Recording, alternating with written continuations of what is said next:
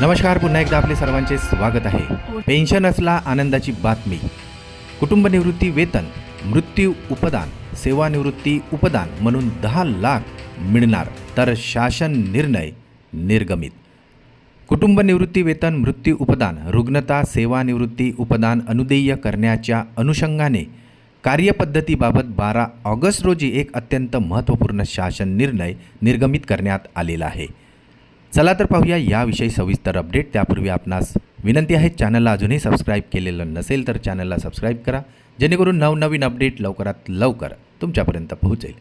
नवनवीन अपडेट मिळविण्यासाठी समोरील बेल आयकॉनला प्रेस करायलाही विसरू नका आणि अत्यंत कामाची आनंदाची बातमी आपल्या इतर सहकारी मित्रांना शेअर करायलाही विसरू नका।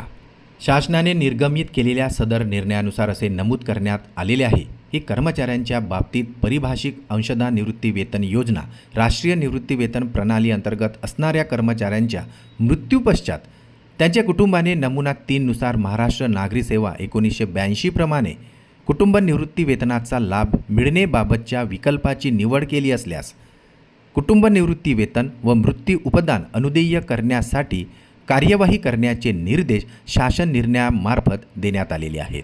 मृत कर्मचाऱ्यांच्या कुटुंबास कायदेशीर वारसास शासन निर्णयानुसार सानुग्रह अनुदान 10 लाख विभागाच्या निर्णयानुसार अंशदान निवृत्ती वेतन योजनेअंतर्गत अंशदान आणि त्यावरील जमा व्याजाच्या रकमेचा परतावा यापैकी एक किंवा दोन्ही लाभांचे प्रदान करण्यात आले असल्यास याबाबत कार्यालय प्रमुख व सक्षम अधिकारी कार्यालयांनी त्यांच्या स्तरावर आता प्रथम खात्री करण्याचे निर्देश सदर शासन निर्णयात देण्यात आलेले आहेत।